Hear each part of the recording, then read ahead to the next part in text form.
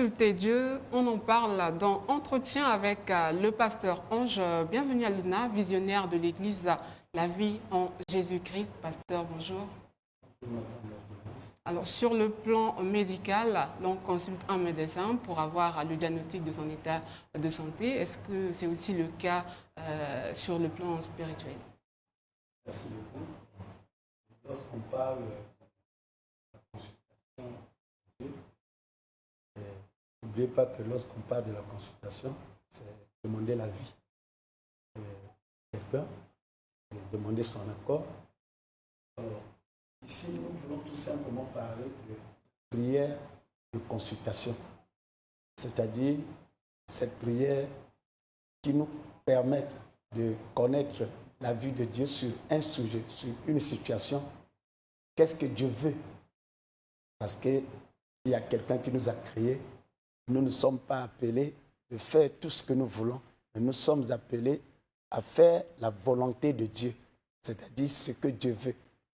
Alors, donc cette prière consiste à demander la vue de Dieu. Cette prière consiste à demander la volonté de Dieu sur un sujet. Et je dirais que même c'est la meilleure de toutes les prières que Dieu veut. Lorsque quelqu'un demande à Dieu, et Dieu comprend que j'ai affaire à quelqu'un qui reconnaît, quelqu'un qui me reconnaît en tant que l'être suprême, et quelqu'un qui sait que c'est moi qui l'ai créé, et il ne peut rien faire sans moi, et Dieu est très sensible à cette prière. Elle est différente donc des prières ordinaires que l'on peut faire. Justement, elle est différente, comme Somme 1 nous dit que heureux ceux qui ne marchent pas selon le conseil des méchants. Le méchant, c'est qui? C'est le monde, c'est l'ennemi. Et si nous voulons marcher selon le conseil de Dieu, nous allons aboutir. Donc, elle est différente parce qu'on demande à Dieu si je veux me marier, par exemple, à maman Marie, pardon, et Dieu me dit que oui, écoute, ça c'est pas la femme, votre destinée, ça c'est pas. Et je reçois une orientation parce que cette prière nous permet de demeurer dans la vision de Dieu en tant qu'homme de Dieu pour ne pas s'écarter de cette vision. Et cette prière également nous clarifie les zones d'ombre de notre vie et nous oriente vers la voie du succès. La prière de consultation, elle nous épargne des pièges de l'ennemi parce que le diable, il se dégage en langue de lumière. Il va s'exprimer et lorsque vous cherchez à vous désorienter, on a besoin d'une orientation divine. Elle nous donne une assurance et elle nous garantit, nous maintient sur une bonne voie. La prière nous donne l'assurance, la prière de consultation. Donc, est-ce qu'il y a-t-il des conditions justement pour consulter Dieu? Justement, cette prière a des conditions et la nature nous enseigne beaucoup, nous donne beaucoup de leçons, comme vous venez de le dire.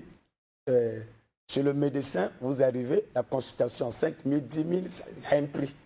Mais lorsque nous venons à Dieu, malgré qu'il est Dieu, il a tout créé, mais la première des conditions, il faut qu'il soit ton Père.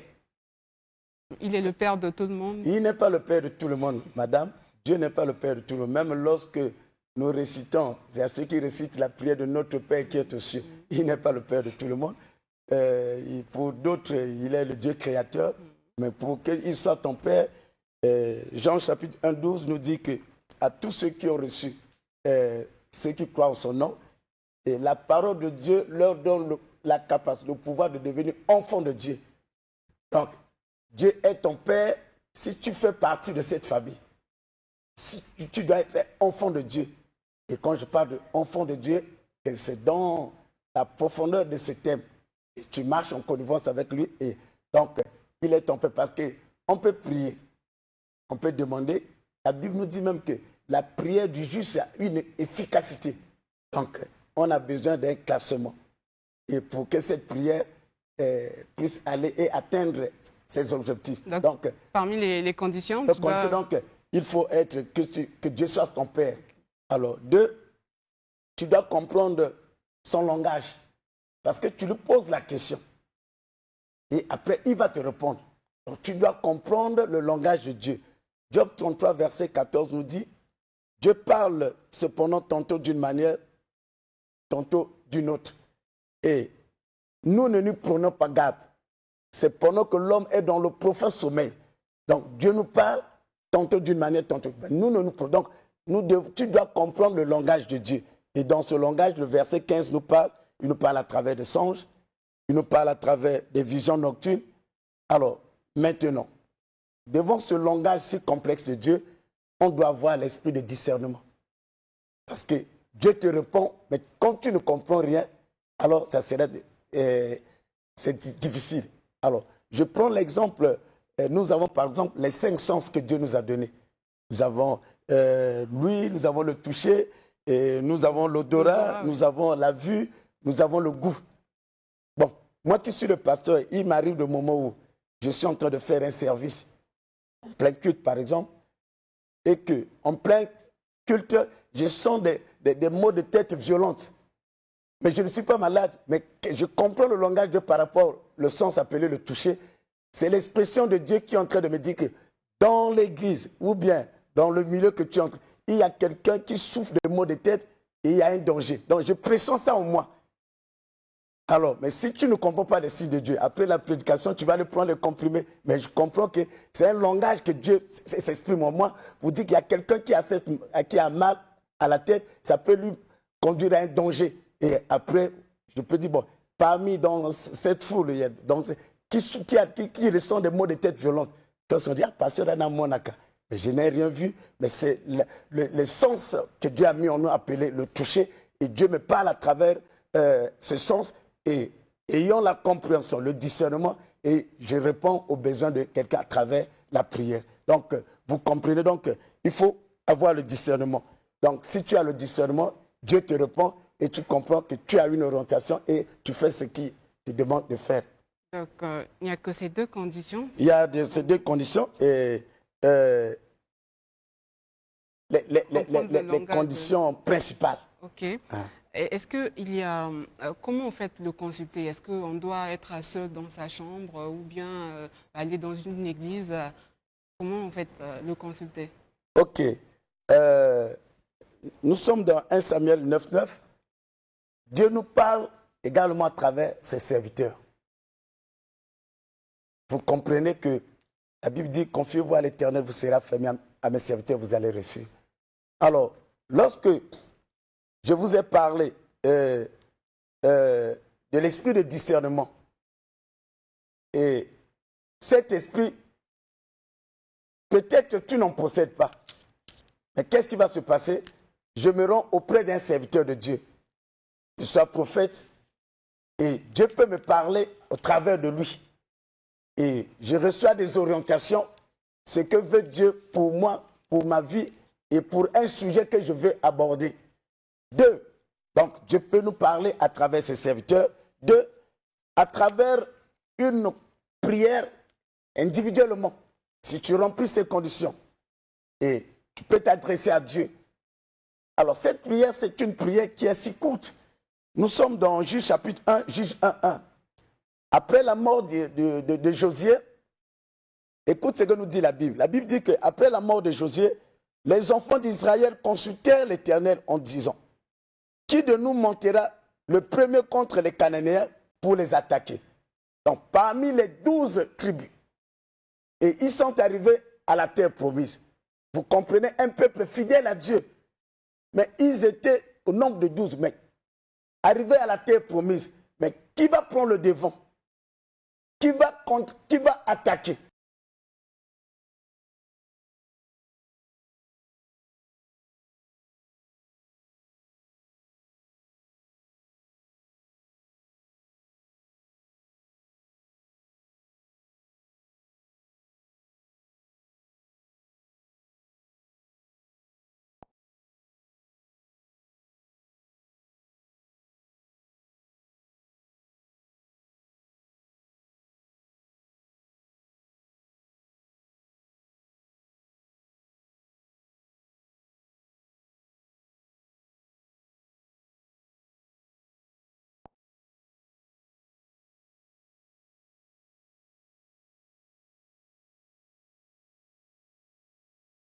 parlons langue, il faut...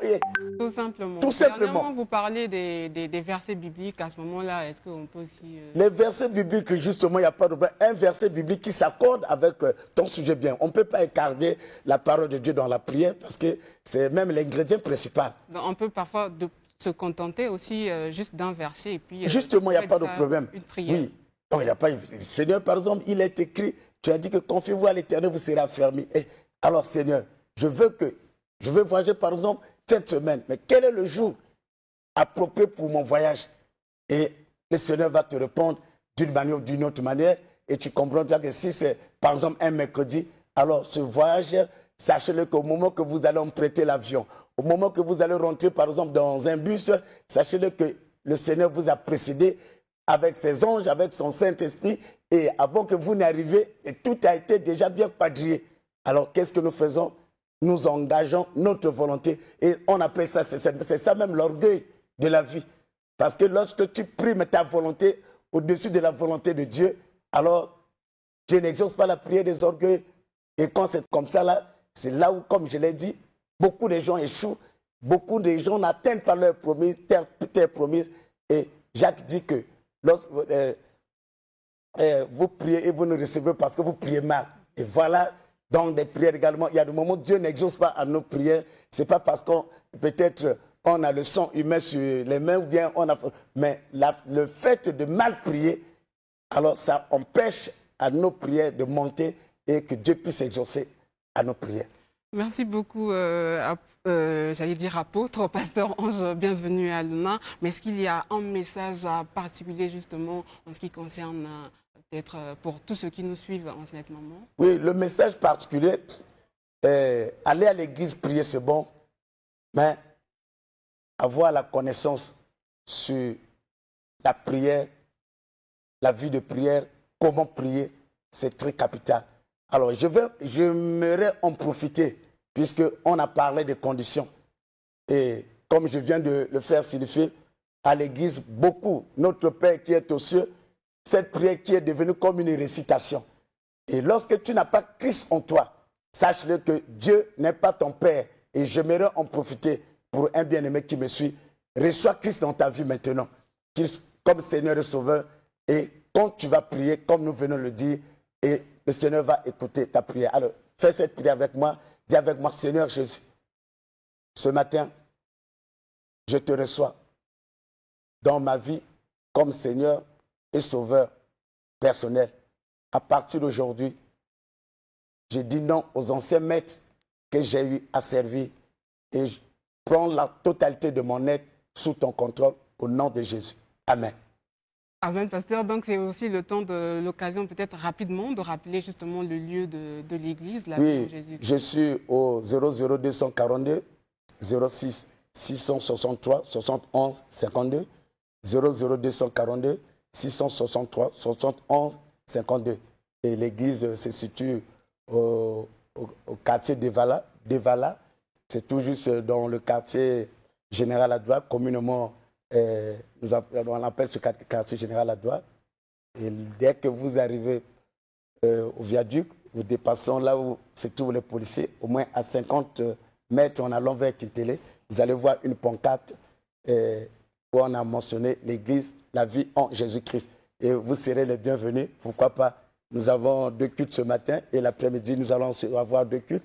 Si vous êtes occupé le matin, l'après-midi, c'est la bienvenue. Merci beaucoup, pasteur Ange. Bienvenue à Luna. C'était Entretien avec, vous l'avez compris, le pasteur Ange. Bienvenue à Luna. Et juste après, vous allez donc suivre cet élément du grand prêtre solaire de la fraternité Winaiva. Eh bien, cet élément porte sur la présentation